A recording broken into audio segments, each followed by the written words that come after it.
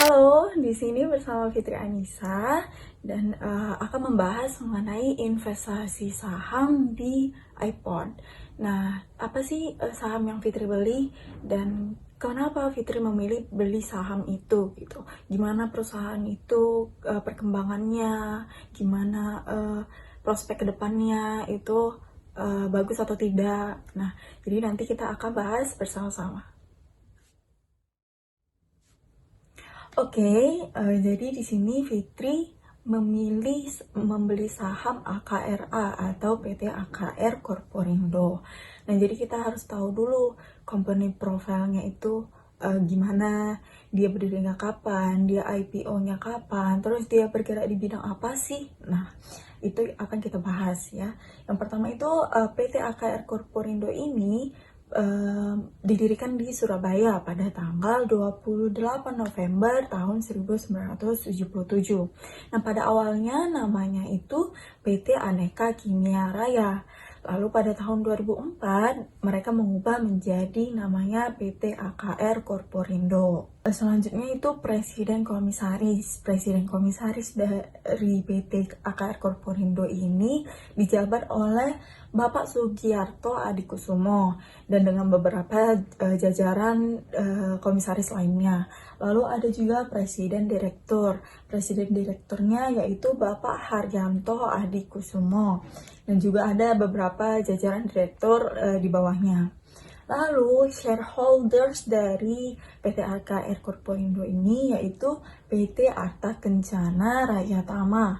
Dia memegang sebesar 59,60% saham dari PT AKR Korporindo ini. Lalu kapan sih PT AKR Korporindo ini IPO atau terdaftar di Bursa Efek Indonesia? Adapun IPO-nya dari AKR Korporindo ini pada tanggal 3 Oktober tahun 1994 dengan harga pertamanya itu sekitar 4.000 per lembar sahamnya. Lalu lingkup kegiatan apa sih yang dilakukan di PT AKR Korporindo ini? Nah, adapun kegiatan perusahaan ini meliputi industri kimia, perdagangan, lalu ada distribusi umum produk kimia, lalu ada distribusi umum produk minyak bumi, lalu ada transportasi, lalu ada penyewaan gudang dan tangki penyimpanan, lalu ada ekspedisi dan pengemasan. Nah, tadi itu company profile-nya ya kita sudah tahu dijabat oleh siapa, terus shareholders-nya itu siapa, IPO-nya tanggal berapa, dengan harga berapa, lalu di bidang apa PT AKR Korporindo ini bergerak. Nah, selanjutnya. Nah, yang pertama, pada tahun 2005, perusahaan ini menjadi perusahaan swasta nasional yang mendistribusikan bahan bakar minyak non-subsidi di Indonesia. Lalu pada tahun 2006, perusahaan ini mengakuisisi sejumlah pelabuhan sungai di Tiongkok dan membeli kapal pengangkut BBM pertamanya yaitu SPOB AKRA 10. Lalu pada tahun 2013, bersama Pelindo 3, perusahaan ini mengembangkan Java Integrated Industrial and Post Estate atau JIIPE yang mengintegrasikan kawasan industri dengan pelabuhan dalam di Gresik, Jawa Timur. Lalu pada tahun 2010, PT AKR ini menjadi perusahaan swasta nasional pertama yang mendistribusikan BBM bersubsidi di Indonesia dengan mengoperasikan sistem pengisian BBM kendaraan bermotor atau SPBKB dan stasiun pengisian BBM nelayan atau SPBN. Selanjutnya pada tahun 2019, perusahaan ini menyerahkan lahan seluas 103 hektar di JIIPE atau Java Integrated Industrial and Post Estate kepada Freeport Indonesia untuk dijadikan lokasi smelter. Nah, smelter itu apa sih? Smelter itu berasal dari bahasa Inggris atau yang artinya smelting.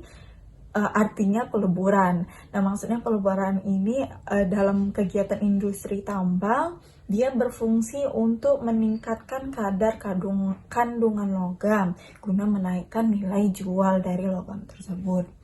Lalu pada tahun 2019 juga melalui PT Berkah Kawasan Manyar Sejahtera atau anak perusahaan dari PT AKR Korporindo ini, anak usahanya ini melakukan kerjasama dengan Waskita Bumi Wira menandatangani nota kesepahaman untuk pembangunan jalan tol akses di GIIPI tadi. Nah, itu tadi perkembangan dari tahun ke tahun perusahaan PT AKR Korporindo. Nah, selanjutnya kita membahas analisis fundamental dari PT AKR Korporindo ini. Kenapa kita perlu menganalisis fundamental atau laporan keuangannya? Karena saat kita menginvestasikan uang kita ke suatu perusahaan, kita kan harus tahu perusahaan itu memang benar-benar baik dan bekerja kedepannya bekerja dengan baik atau tidak gitu. Jangan kita menginvestasikan uang kita ke perusahaan yang jelas-jelas kita lihat dia kondisi keuangannya itu buruk, atau lagi untuk kedepannya itu tidak ada nampak bakalan membaik laporan keuangannya gitu. Nah, jadi kita harus melihat analisis fundamentalnya. Jadi di aplikasi iPhone-nya sendiri udah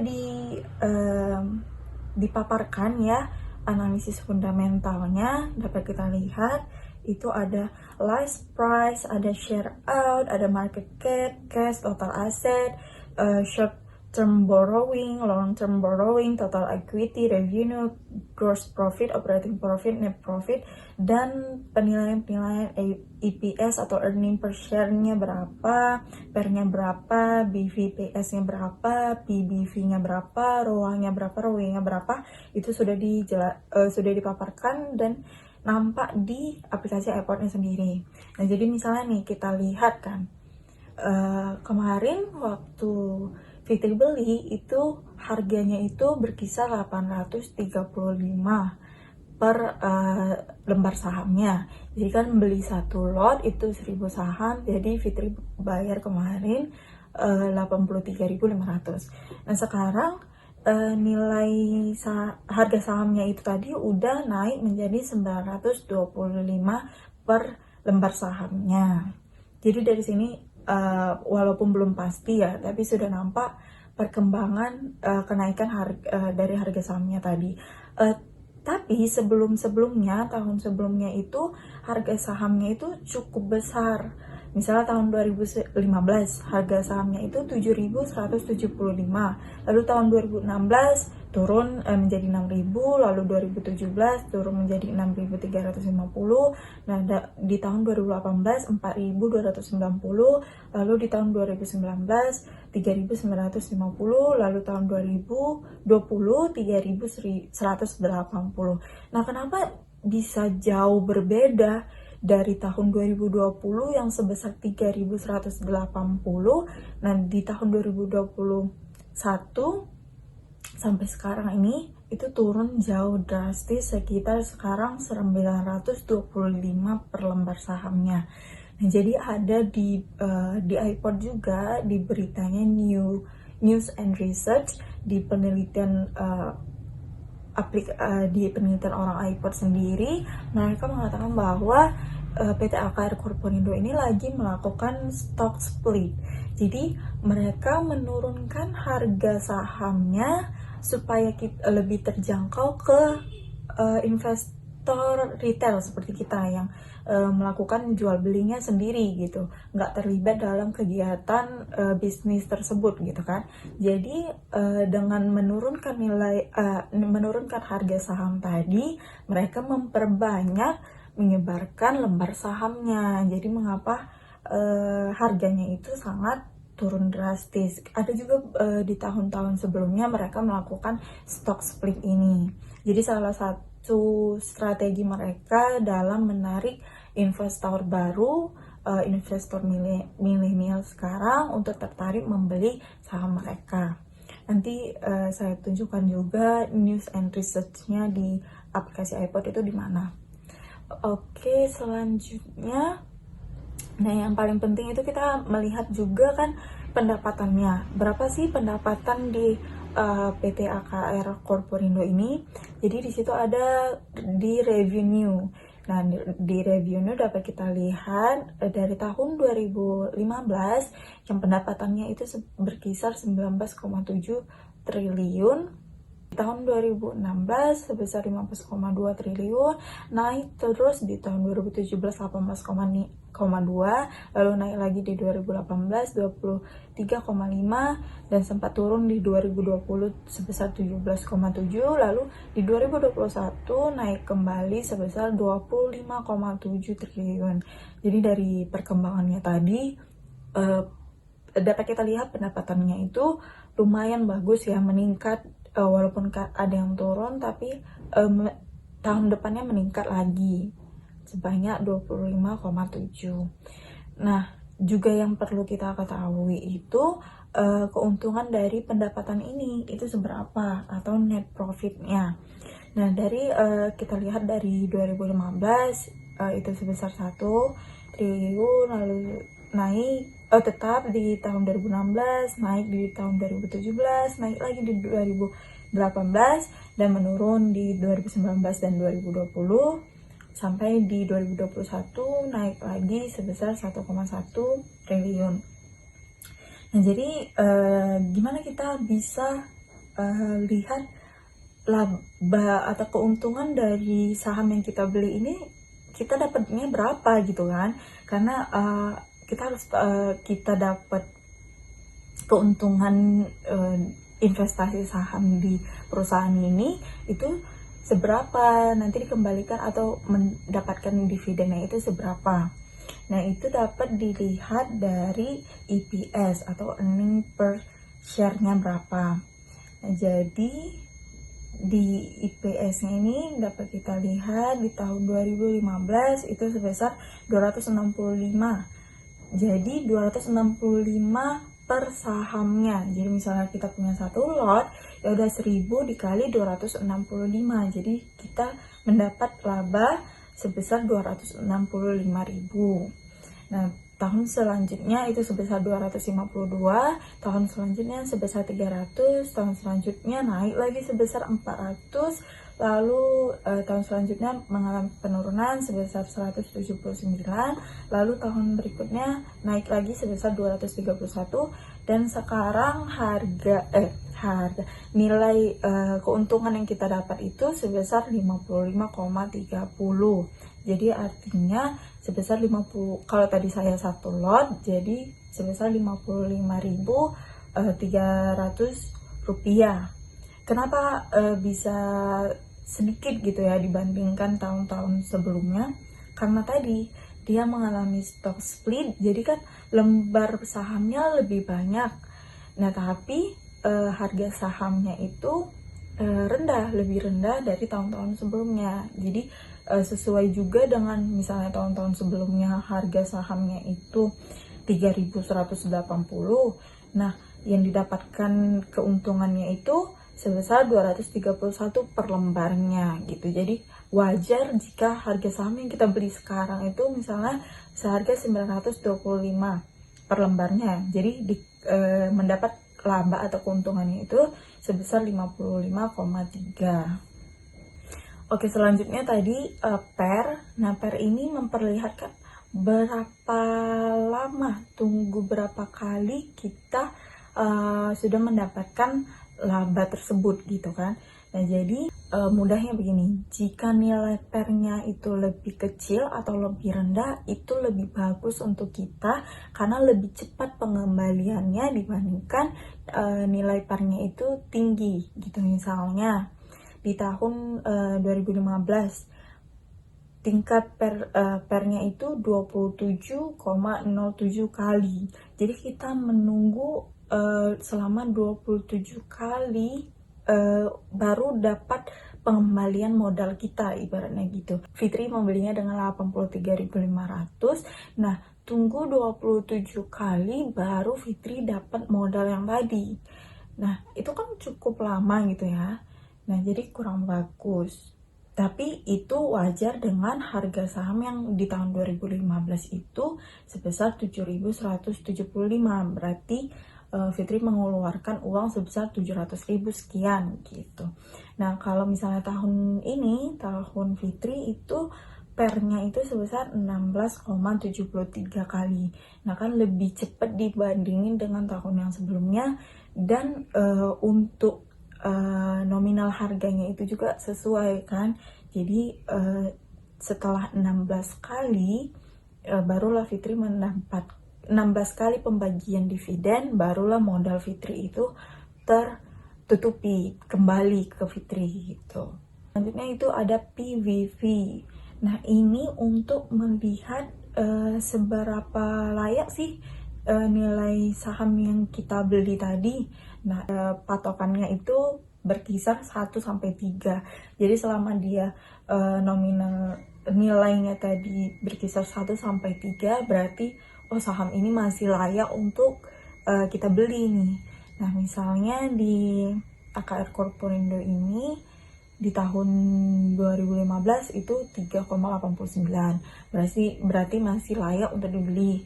Lalu di tahun selanjutnya turun 2,9, 2,8, 1,7, 1,5, lalu 1,2, lalu di tahun Fitri beli ini itu 1,64. Berarti nilai saham yang Fitri beli masih layak dengan harga yang ditawarkan, seperti itu. Selanjutnya itu ada ROE atau Return of Equity.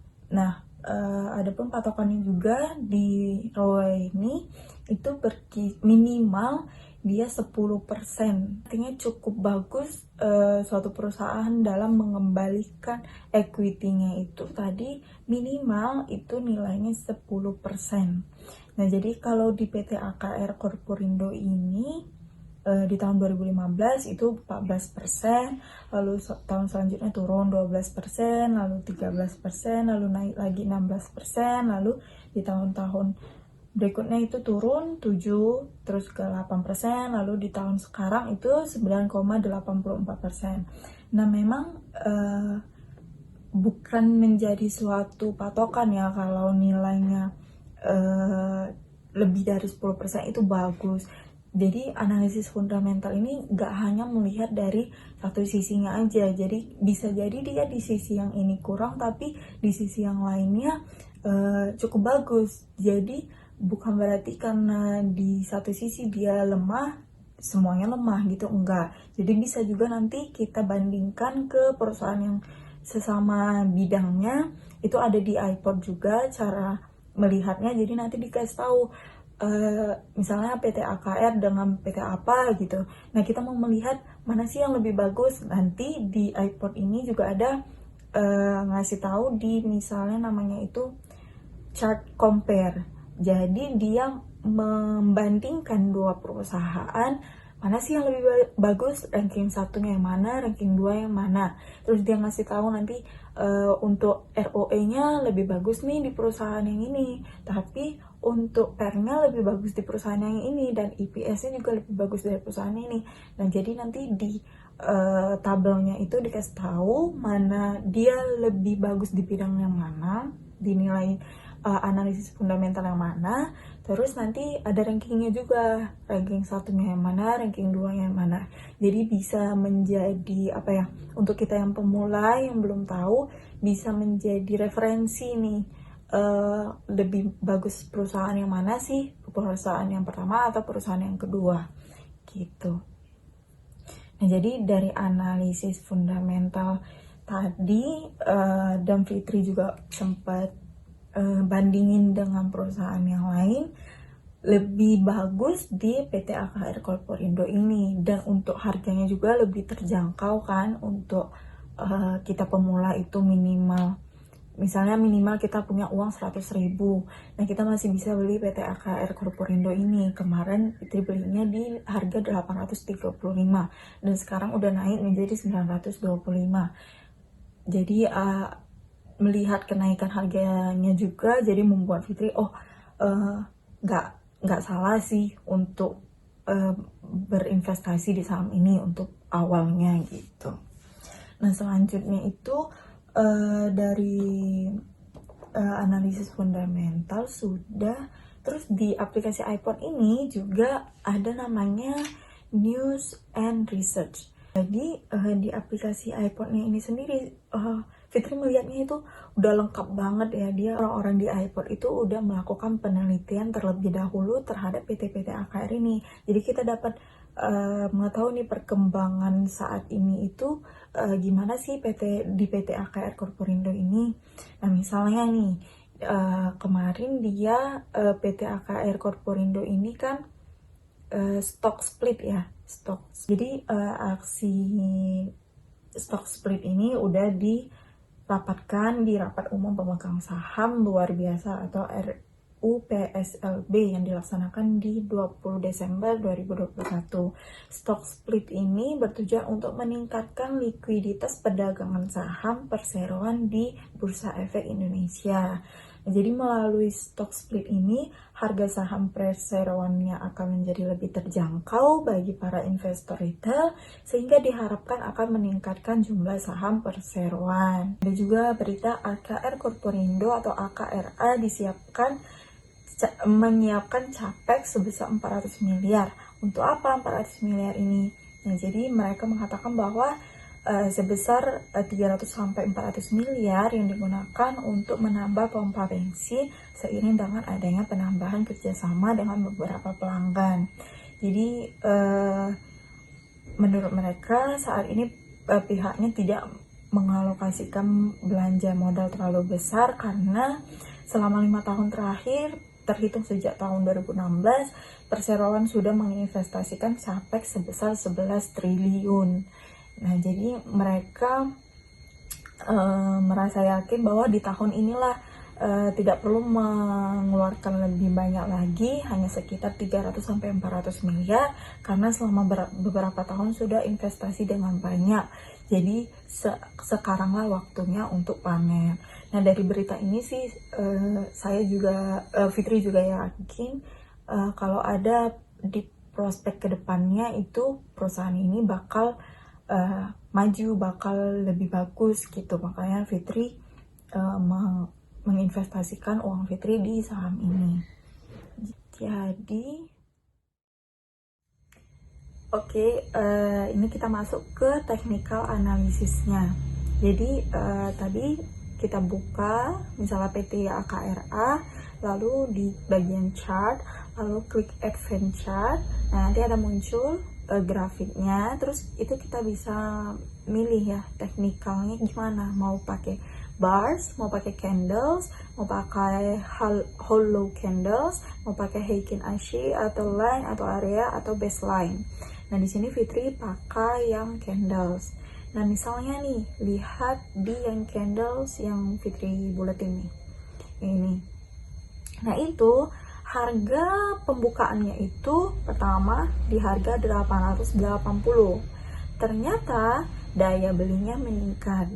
Jadi dinaikkan harganya sampai itu berkisar misalnya 930.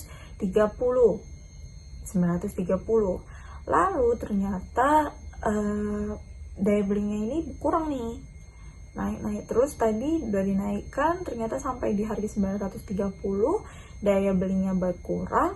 Jadi karena lembar sahamnya tadi masih banyak, jadi diturunkan harganya menjadi 920. Nah, makanya tadi bentuk candle-nya itu setelah naik, jika ada penurunan dia jadi garis di atasnya sampai ke harga penutupannya tadi. Itu kalau yang candle zona hijau. Yang di bawahnya itu open, yang di atasnya itu close. Jadi yang pertama di bawahnya itu harga pembukaan, yang di atasnya harga penutupan. Nah, untuk selanjutnya di candle selanjutnya hari berikutnya dibukalah tadi dengan harga penutupan kemarin itu di harga 920 per lembar sahamnya. Ternyata daya belinya meningkat. Maka dinaikkanlah harganya lagi, dinaikkan sampai itu kira-kira 965 misalnya gitu kan untuk garisnya itu. Nah, ternyata di harga 965 tadi daya beli makin berkurang, sementara lembar sahamnya masih ada nih, masih banyak. Nah, jadi diturunkan harga ke 960. Nah, habislah lembar saham yang dibagikan hari itu, maka harga penutupannya 960. Nah, terus di hari selanjutnya pembukaannya itu pertama di harga 960. Nah, terus mengalami menaikkan harga di sekitar itu 968 misalnya gitu kan, 968. Nah, ternyata setelah dinaikkan itu berkurang, peminatnya berkurang, jadi diturunkan harganya ke 965. Nah, setelah 965 tadi ternyata masih berkurang lagi daya beli untuk membeli sahamnya tadi. Jadi diturunkan lagi harganya, diturunkan sampai di harga 925. Dan di harga 925 tadi ternyata daya belinya sedikit meningkat. Nah, karena sedikit meningkat, dinaikkanlah harganya lagi sampai pada penutupan itu berkisar 925 atau 930 gitu. Jadi bentuk candlesnya tadi dia setelah naik ya kan, ternyata kurang tertarik nih investornya untuk beli, jadi diturunkan harganya ke misalnya tadi 965. Nah, setelah 965 ternyata masih berkurang, diturunkan lagi sampai 925. Nah, di 925 tadi karena ada sedikit peningkatan daya belinya, maka dinaikkan harganya ke 930. Jadi penutupan untuk di hari yang ketiganya tadi sebesar 930. Nah, untuk hari selanjutnya dimulailah pembukaan sesuai harga penutupan sebelumnya, yaitu 930. Ternyata daya belinya meningkat. Dilihat banyak yang membeli, dinaikkan harganya sampai ke 945 misalnya. Sudah naik, ternyata daya belinya berkurang lagi. Nah, maka diturunkan harganya ke 930. Nah, di 930 harga awal tadi ternyata daya belinya masih berkurang lagi. Jadi diturunkan harganya sampai ke 890. Nah, sampai 890 ternyata ada sedikit peningkatan, atau untuk menutup harga saham yang terakhir itu disebarkan harga sebesar 900. Jadi maka penutupan hari keempat itu harga perlembar sahamnya sebesar 900. Lalu di hari selanjutnya dimulai buka di harga 900. Setelah itu mengalami penurunan karena daya belinya kurang, itu menurun di harga 885.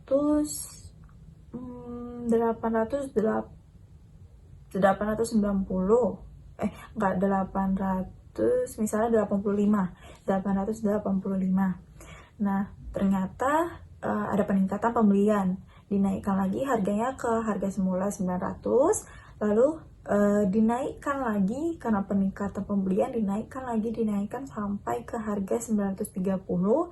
Lalu ternyata pembeli daya belinya berkurang, jadi ditutuplah harga terakhirnya itu misalnya berkisar 915.